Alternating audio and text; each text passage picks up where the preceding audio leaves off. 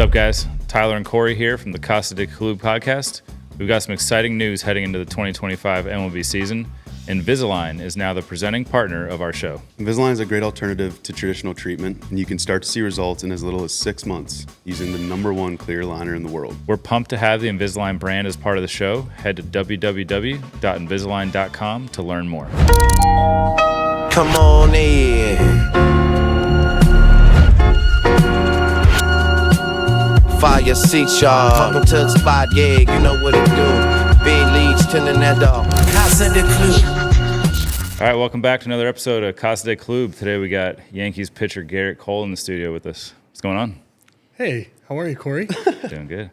All right, hot topic on everybody's mind right now. Okay. Is Gerrit Cole's beard coming back? Oh, I mean, I've already let it go a few days. Yeah, that wasn't acceptable last however long. No. So I think ebbs and flows. You know, I guess I like maybe a little bit of the freedom to play the hot hand. You know, what's working, what's not. I like looking younger though as I get older, and I liked looking older when I was younger though. Sure. So there's a little bit of that. Mm-hmm. So Astros beard probably not in the works. Probably not crazy Astros beard. Not saying I won't line it up a few times. I was curious if they talked about it all when they told you guys about the facial hair policy. Is the hair policy still in place? Yeah, as far as I'm concerned. Okay. Yeah. I believe it's like it's not allowed to touch the jersey. Yeah. Yeah. Which, I mean, there's a lot. I've had long hair. Yeah. You know, leeway there. From a fan's perspective, though, I mean, everyone's wondering when this is going to get uplifted. Like, when are the Yankees going to be allowed to have facial hair? Is this something that, like, the players talk about over the last couple of years? Like, when is this going to get lifted? I don't know if about when it's going to get lifted. It's obviously a talking point. Like, every time we get a new player, you know, like, especially guys who don't shave, like, there are some ins and outs to shaving. So, but, you know, I think, like, I think earlier in my career, we were having a conversation kind of at a round table, and a player who, I don't know if he cares to be named, but he doesn't like shaving, right? And like the minute he goes to the offseason, he has a big beard. But he liked the uniformity look of it. So he was like, I actually don't enjoy this at all, but I really like how we look. So as a team, you know, and I don't know, maybe there's a little bit of that sentiment that has gone around. I'm sure the older guys have a unique perspective on it. I just feel kind of blessed, like, that I can do both now.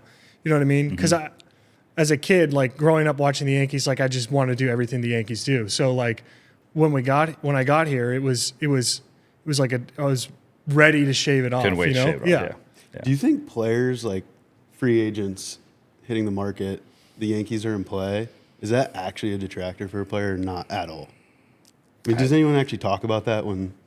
I've never heard somebody say they're not going to go to New York because of a facial hair policy, but I could be out of touch with that. I don't know. I could say that, like, I haven't heard anyone personally from secondhand knowledge or something like that. I've heard, like, stories are concerned, but my question is, like, well, you know, what's the price? Like, what is it worth to you to shave it off? You know, Right.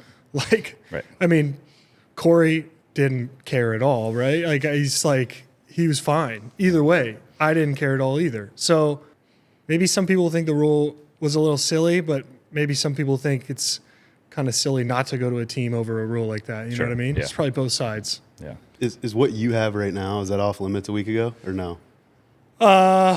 Yeah, for regular season, yeah. Maybe maybe I might be able to get away with it in string, hide a day or two, but I wouldn't do that anyway. I wouldn't do that anyway. I'm a rule follower, but I mean that this growth is probably pushing it. Yeah. So you're going into your 6th season with the Yankees right now, which is, I was surprised, you know, to do that math and think it's been, going into 6 now. But I know. How has the organization changed in your eyes from 2020 till now? I mean, obviously, the big story right now is the beard and letting that go. Yeah. But I would say that they've changed a lot, and I'm not saying that as like a bad thing. I'm saying like the organization and the way it's run is like a living being. You know what I mean? And it is so adaptable. Like they are so adaptable. They are going down every avenue, prepared to reallocate more manpower, time, resources. And it's just I can see just every year everything's evolving. Like everything gets a little bit better every year. You know what I mean? And I'd imagine from the outside looking in, that's probably the opposite of what people think. Yeah, they think that the Yankees have the Yankee way of doing things, and it's going to be this. There are obviously processes that are steadfast too. Yeah. Like I remember Andy Martino showed me an excerpt of his book, and the Yankees ranking of value for each tool for each position in the 80s. You know what I mean? Mm-hmm. That's still in our mainframe. Yeah. You know what I mean? Yeah. Like, so, to be able to have like massive amounts of data, like you learn a lot of objectivity in that regard. And so you're always cautious, I think, never to stray too far away from what you actually know. Mm-hmm. And such a powerful organization like the Yankees has just so much wealth of knowledge.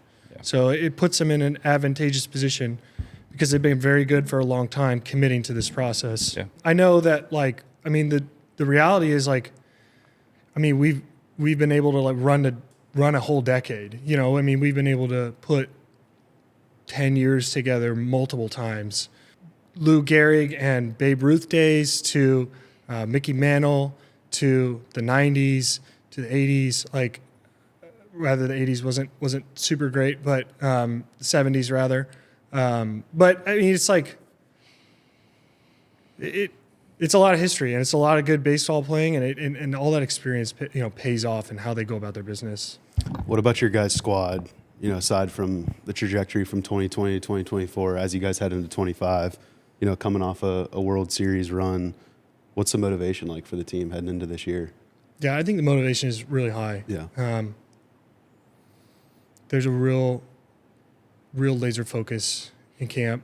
I think, every year we have high expectations. Mm-hmm. So I don't like take that word, don't take that word lightly. Like, but there's just maybe like a little quietness about it too. I feel like where, we are really proud of what we did and like really frustrated that we didn't finish it at the same time. And those two things, I think, are combining for a bit of an edge. When you guys come back from going to a World Series, does anyone need to say anything in spring training in the clubhouse when you guys get back, or no, it's just business as usual? Like, talking about that quietness, is there someone that's setting that sort of tone in the clubhouse when you guys get back? From my experience, I feel like it was almost just everybody kind of understood, like, look, we didn't accomplish ultimately what we wanted to. Yeah. And the experience of that we should use that, but also it's a new season, not to dwell on, what we missed out on last year. It's kind of people just come in uniformly like that, to be honest.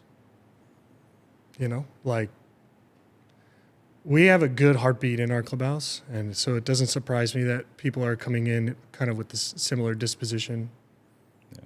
So it's just more of a uniform type thing. Yeah, I mean, our veterans set the tone. Aaron sets the tone. Organization and the manager also, plays a part in that. We're right here where our feet are, I think, right now, taking care of what we can take care of. But we know exactly where we want to get to.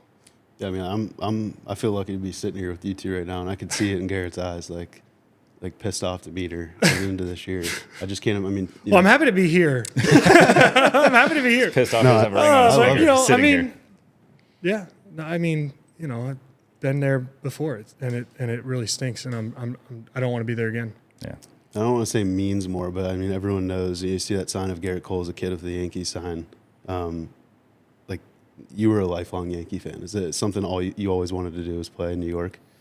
Yeah, and I think it's about being part of something that's like bigger than you. It's big, I mean, we had Ron Guidry, Roger Clemens, Andy Pettit watching our bullpens the other day. Like sick. it's wild. Yeah, there's not Moose many is coming teams in that can do later. that. Posada's coming in. I mean, like those are the players we emulated as kids, right? Like those, and they set the standard. And so it's like, if you can win one here, it's like, you just get to be a part of something greater. You get to be in the, in the same category as the rest of these championship teams. Being that you were a lifelong Yankees fan and got drafted by the Yankees out of high school, was there any consideration of not going to UCLA because of that? That was so tough. Yeah, I mean, we deliberated hard over it, we made some charts and things, and UCLA being, a top education in the country and the world, really, and the program being in the position it was at with a really great pitching coach and head coach overall that had a great track record for developing, pitchers and taking care of them. Those were working in my favor. Those were heavy factors. And I took advantage of those when I was at school for sure. So it wasn't taken lightly. It was really tough. Yeah. I'd be curious coming from, playing in the Pac-12, always playing UCLA. Obviously, everyone knows how good Savage is at what he does. And every time we went down there, it's just change up. And you can't hit UCLA pitching. I'd be curious to hear, how has Savage sustained this like pitching excellence at UCLA? What are they teaching guys? And do you feel like that puts you on a different path than other guys entering pro ball coming out of UCLA? So over generally, you do see like more polished kids out of college, right? Just yeah. It is what it is. Yep. About learning the game, really. And I think that's what Coach did really well. Taught us a lot of just like staple principles. He talks about the changeup specifically. He loved the changeup in 1-0 counts. I mean, he's famous for 1-0 changeups. Attack with the fastball, pull the string on the second pitch. But he also uses changeups when he has leverage too. He called pitches while I was there, and there's never going to be a seamless situation probably in any college situation where a pitcher, a really good pitcher is having his game called for him without any shakes. But there's a lot of sequencing and principles of pitching that we learned because he had the reins there. And then obviously like you earn his respect and you get more leeway. So that was, that was a great way for him to implement a lot of the foundations that he believed in terms of pitching that developed guys and guys, implemented that in their professional careers too. I'm telling you, it was, you get a 3-0 changeup, John Savage. It's like, what the hell are we doing? I wasn't throwing many 3-0 changeups, but he's when he was a pitching coach at Southern Cal and they won a national championship. He was one of the greatest closers all time before David Berg came to UCLA, and I don't remember what his name is, and I should. But I believe he was a changeup guy, and I believe he closed out the World Series for Coach or something. I should have more facts on this. I'm kind of diving into the weeds here, but there's something there's something where he had a nasty changeup guy at Southern Cal. There you go. It's kind of unfortunate. I feel like UCLA might be a school that, for lack of a better word, maybe suffers in the NIL era. You know what I mean? Yeah. It's just like they were a school that was a baseball pitching powerhouse every single year, and now you're going to recruit kids and say, "Hey, we're traveling to University of Maryland." Yeah, the travel has got to be tough. It's tough. I mean, I failed midterms because I just couldn't show up because we weren't allowed to proctor the tests. School is tough at UCLA. It's no joke. There's no shortcuts for an athlete at UCLA. No, and at least when I was there, there's a lot of situations where, like I said, you weren't being catered to, even with my schedule then. Now the schedule now is obviously probably worse, and probably demands some concessions from some professors in terms of accommodating these kids. But there were situations where and that just wouldn't happen at other schools. You know what I mean? There are other schools in the Pac-12. You can get any any exam proctored. We don't have midterms at U of A. Yeah, you don't even have midterms. Are you on midterms. semester? Yeah. Yeah, semester. There's no midterms. Yeah, that's why midterms, like on the quarter system, everybody's got midterms. Circling back to where we're at now, heading into 25, I want to hear you two hash it out. CK, we were talking about it before Gerrit got here, just like the big market spending, especially on the topic of, Soto departing. Well, I guess he's not leaving New York, but heading across town. Relocating in New York, yeah. Yeah, what do you think what do you think the future is for baseball with these, super spenders?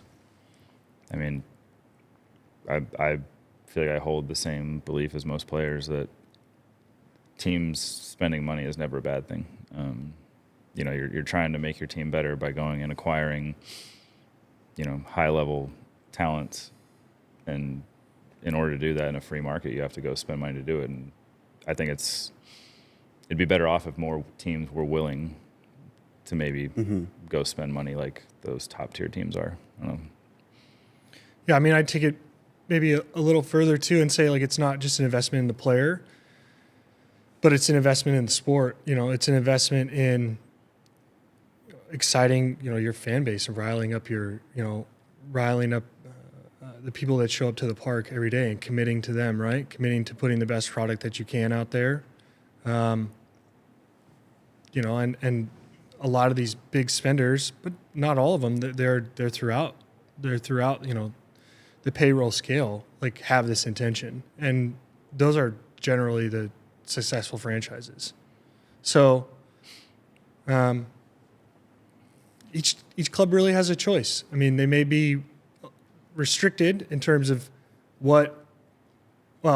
maybe not restricted. They may have different challenges in terms of what markets they're in and how they can allocate what dollars. But, I feel like every club can commit to competing, can commit to their fan base. Like, this is a $10 billion annual industry. Like, it's not suffering at all. Yeah. So, From your personal experience, when you were going through free agency, there's not many teams at all that are willing to throw out a contract that you signed.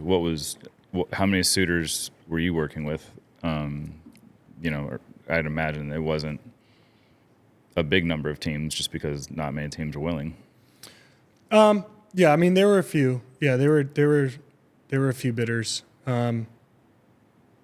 I kind of had a dream scenario. I'm very blessed in that regard. And I feel sometimes the farther away I get from it, the more humbled I am by it, Yeah. So At the time, it was the largest contract for a pitcher in the history of the game. it was really good for the game. Kids, younger players have, come up and expressed things like that over the years. So Scott did a great job. The Yankees did a great job. I mean, got to give a lot of credit to Al for that too. So, Yeah. I mean, he's the one making it happen. So, Yeah. Going back to your starting point, did you know, as like a young kid playing in a smaller market, that there was going to come a time where you were going to get traded and probably be dished out somewhere else? Or you're not even thinking that way? No, I not initially. I'm not thinking that way. Yeah. As it started to get year 3, 4, kind of became a reality. 3, became like, well, this might happen. This is likely to happen. I don't know when, but this is likely to happen. And I believe, like, I kind of got that sense around when I feel like we almost started shopping or soft shopping Kutch, maybe one of those off seasons, and it was like, oh, okay, all right. If he's We'll see. if he's shopping, Okay, all right. Yeah, everybody kind of got the message at that point. You know what I mean? So, sure. but yeah, then it was like, all right. I mean, you got to put your big boy shoes on. You don't have a lot of control over this, which is the reality of it. I mean, you get drafted, and you may be able to manipulate yourself, pick here or pick there, or do some negotiating in that regard. But I mean, you don't have much control there, and then you're under reserve for 7 years, and You don't have much control there. So your focus once you get picked is like, this is my place. I want to make good on this contract. Every player has that when they start off their career. Every player always holds like a soft spot for the first team that gave them their contract, regardless if they had a lot of control over it or they didn't. And so when I came to that realization, like I just wanted to make sure like I started to focus on getting kind of myself together just as a professional. So if I had to take my bag up and go somewhere else and they were going to be paying me some money, like I better have my stuff buttoned up, to where like I can function for you right now and then you can help supplement me along the way, but I'm not like not aware of how I'm training, how I'm throwing, how I'm, what I'm doing really. Yeah. I think there's a lot of similarities in where you were at that point, where Paul Skenes is now, Pittsburgh, first overall pick. What would advice be that you could give him about handling everything you're talking about right there going forward? I mean, I think he's I don't think he's at that point quite so yet. I hope he's not. That would be sad if he was. I've spoken to him a couple times and I've offered him, some advice. He's sought out some advice in some areas. I think there's not a lot of advice I give a guy like him. I mean, he's a really bright dude. He has a ton of discipline. Like, I think he might still have like a desire to serve in the military even after he is complete with his baseball career. I mean, he is like a stand up dude. As far as I'm just met him a few times. I've been blown away. So I kind of just try to let him know like I was a fan of his and I'm an advocate of his, and if he needs something, reach out. And I just pushed him to just make sure he takes ownership of what he's doing, But like I really think that quality is probably already there. Right. You know what I mean? Right. Yeah, I mean his college experience was wild. Being at Air Force, like what they instill in you there. Yeah. I mean we would play against him in college when he was just a big catcher. Like you could tell all they did was train, wake up at 5 a.m. Like not much focus on baseball, and then he goes to LSU and just blows up. Yeah. So he's a step ahead of everyone in that regard. Do you think the Pirates, like, you get and I'm not putting Paul Skenes on the same level as you, but you get another, Gerrit Cole type talent in your system. Are they gonna keep him? Like, or is it just gonna repeat history? We'll see. Yeah. I mean, I'm a DC fan. I don't. We'll see. I don't love Pittsburgh, but I do feel for them a little. Well, I like Pittsburgh. That fan base backed us up big time while I was there, and we had a fun time playing for them, and we had a great team, and we still all talk. So That's cool. I want to get into the Cy Youngs. While we have two Cy Young winners here right now, both a little bit different paths. Corey, you had one earlier on in your career, might have came up on you a little quicker than you thought. And then Gerrit, it's kind of like that Nolan Ryan type thing. Like you're sitting there looking at what you've done in your career, like how the fuck has this dude not won a Cy Young yet? I can imagine you being the competitor you are, the top pitcher in the league. Like that had to be a drive for you to get that Cy Young. It felt really good, and Yeah. it was very special, and I think I'll remember the most. What I'll remember the most, rather, is just the way the last 5 or 6 starts, the way the team just rallied around it, and supported me, and I don't know. It just meant a lot to go through it with those guys, and how much it seemed like they cared more than I did at times. It really, any of those individual awards really are team awards in that sense, though. I'm sure you could probably sense the same thing, Aaron chasing a home run record or anything like that. Like you guys all rallied around that. And I think that when a close-knit group, you have an individual within that that's on the cusp of achieving something special, those guys want it just as bad as you want it. Yeah, but it doesn't take away how special it is when it happens. No. It's like, it takes everybody, yeah. And then, but I mean, it's still just what a special thing to experience it, you know?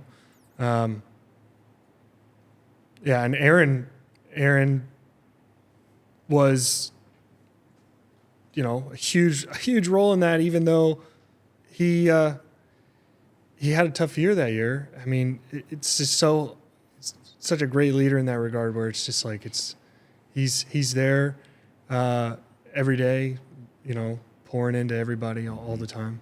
Is that weird for you at all? I mean, I don't remember exactly what your record was, but you look up, it's like, you know, 20 and whatever, sub 2 ERA, and your teammate wins the Cy. You're just like, what the fuck? Like, what more do I have to do? Justin deserved that Cy Young. Justin deserved that Cy Young. I believe so did I, but Justin certainly deserved it, and that's all I got to say about that. I think it should have been a literal team award that year. Just the Astros get the Cy Young. We were good. Yeah, we were very good that year. His no-hitter in Toronto was a real special day for everybody. There were other great moments along the way into the postseason. You know, we had a nice push. Yeah. So it was a good year by him. Your first one was in 14? Yeah. And you debuted? I debuted in 11. So throughout that 14 season, like, what are the feelings like for you?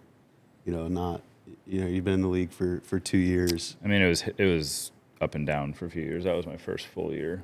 I don't think I really got wrapped up in it, or maybe wasn't all that aware of it until very, very late in the season, because we were in the middle of like a playoff race, like trying to get into the postseason, and I think that was what the focus was for everybody, was that.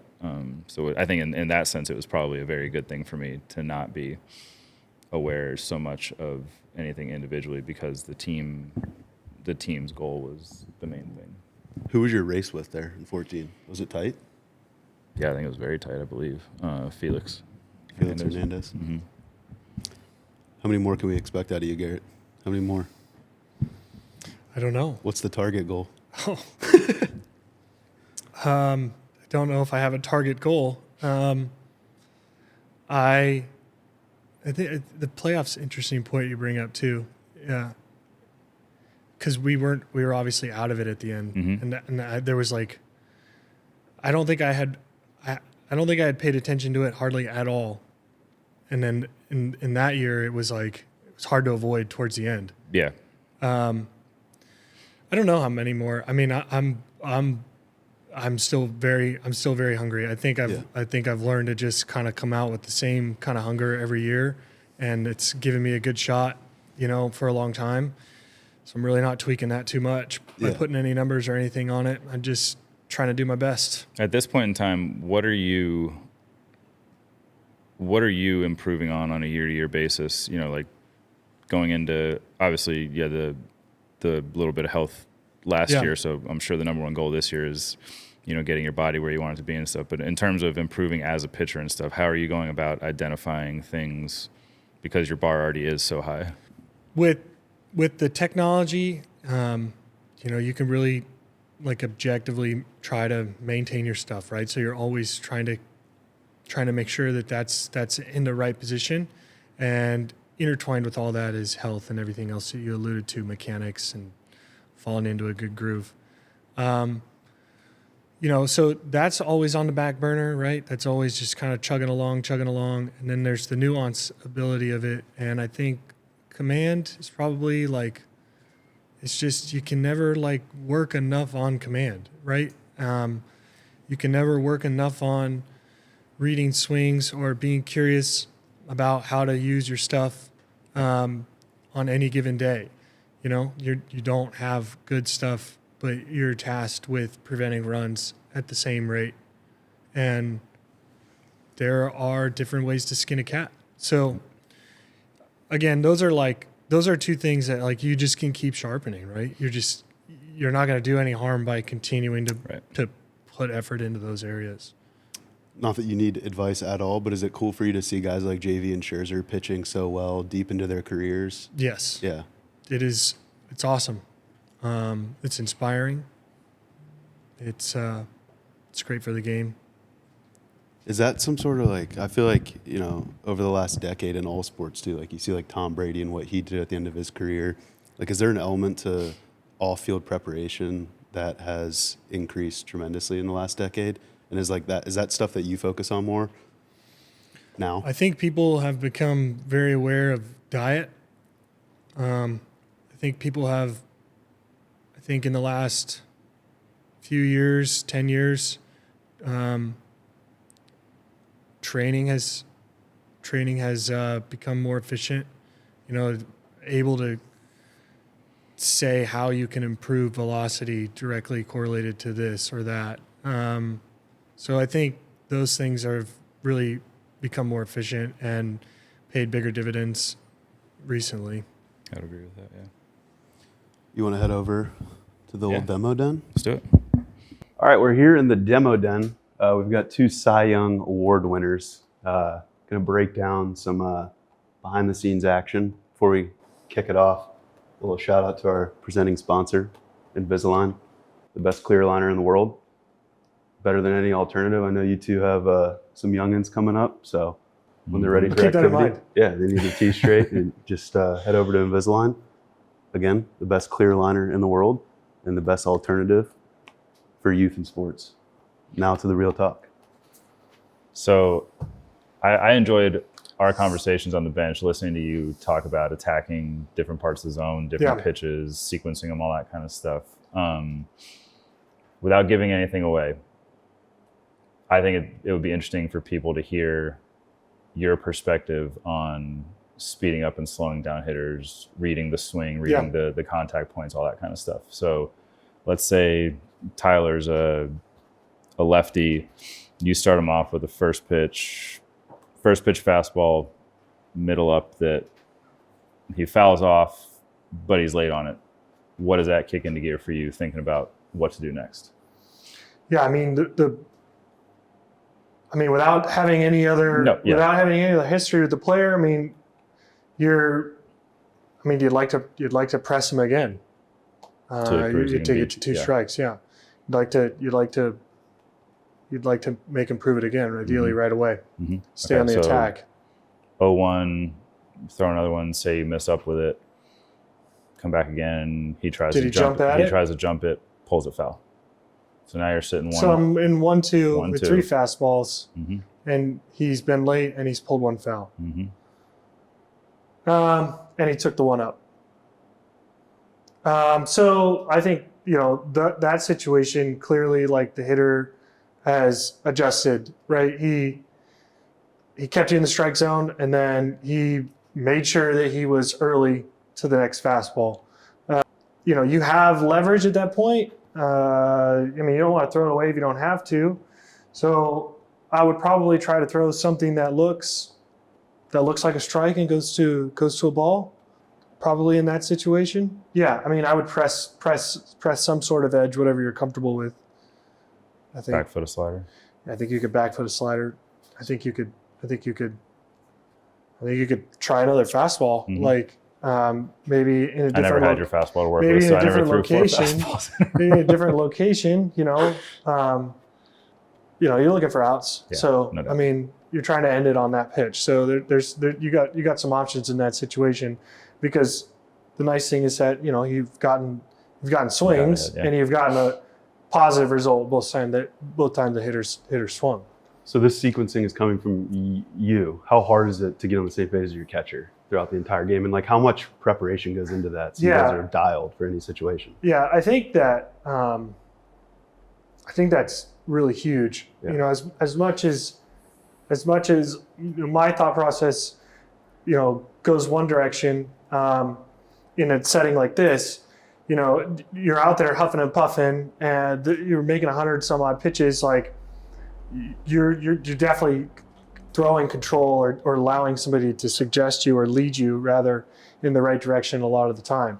And so I think, you know, that ends up becoming a lot incumbent on the catcher to a certain extent of learning, you know, what's the flow like with this pitcher?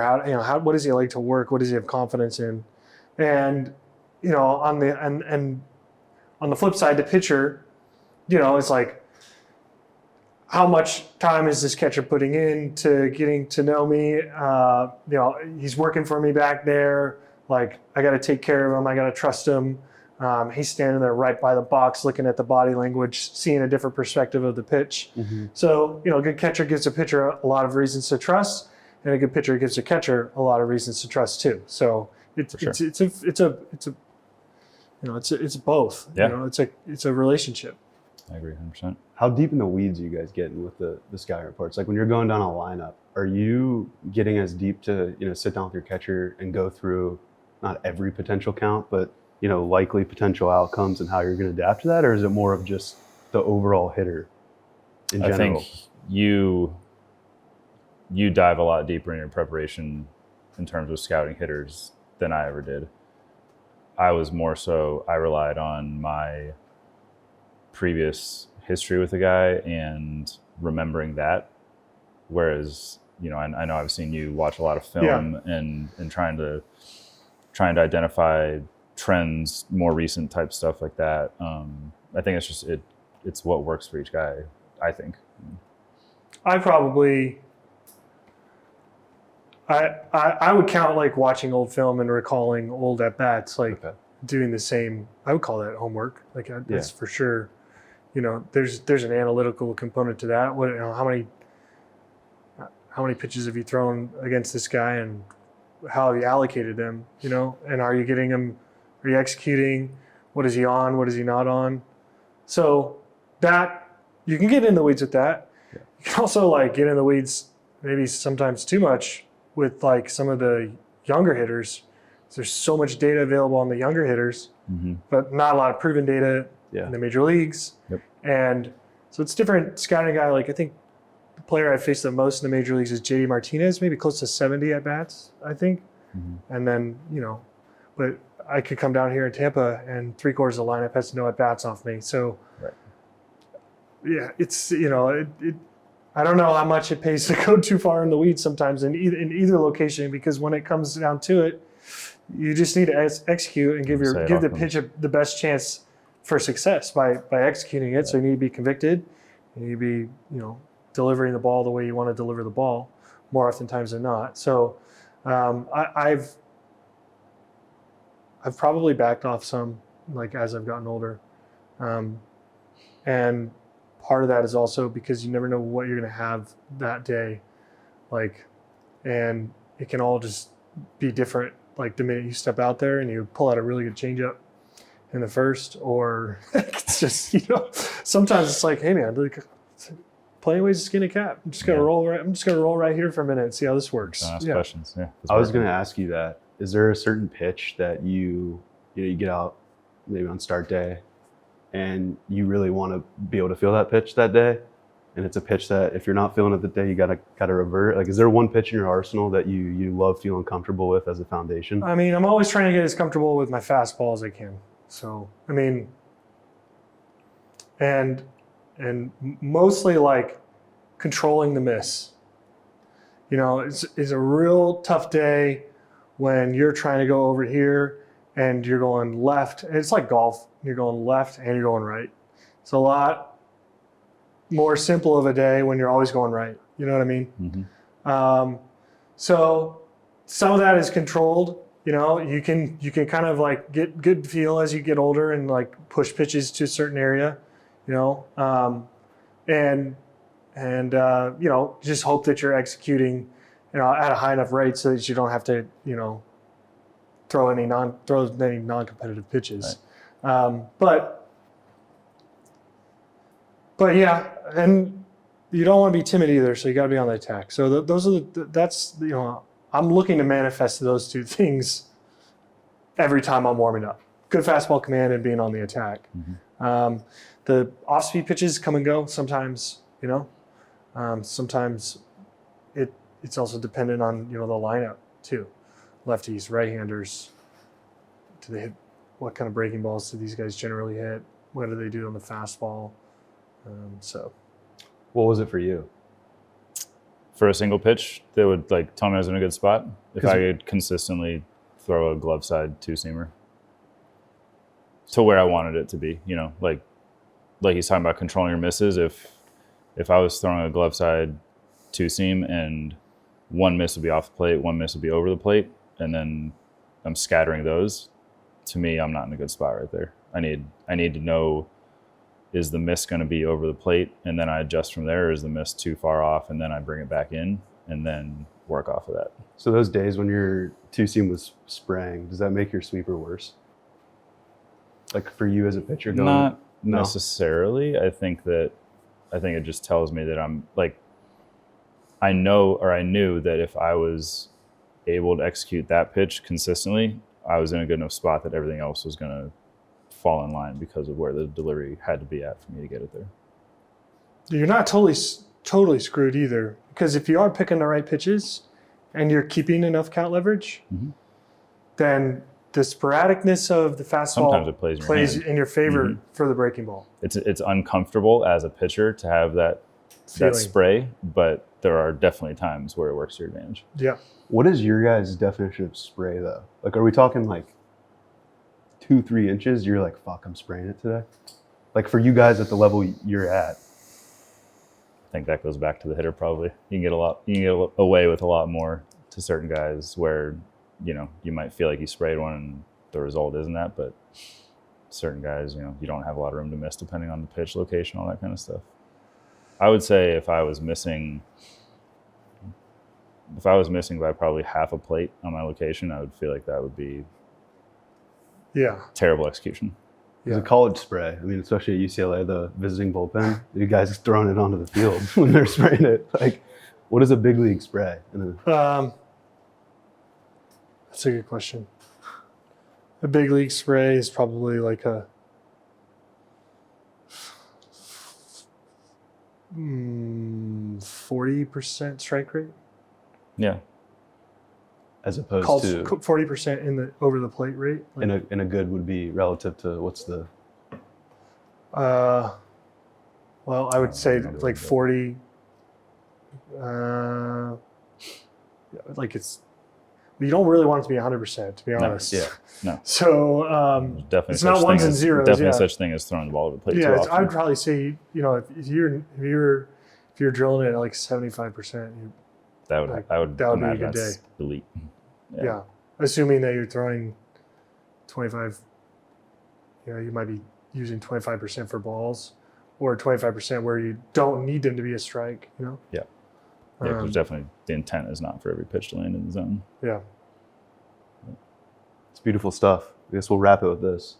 What's your least favorite at bat? Your entire career. Could be retired, could be active. I can pull mine out like that. Yours is Miggy, right? Yep. Miguel Cabrera for you? Mm-hmm. Oh, I think I gotta. I've had a few guys. That's funny. I'm not sure if it's picking the guy or if it's that he doesn't want to give it to the guy. Which one is it? Yeah, it's hard to give away.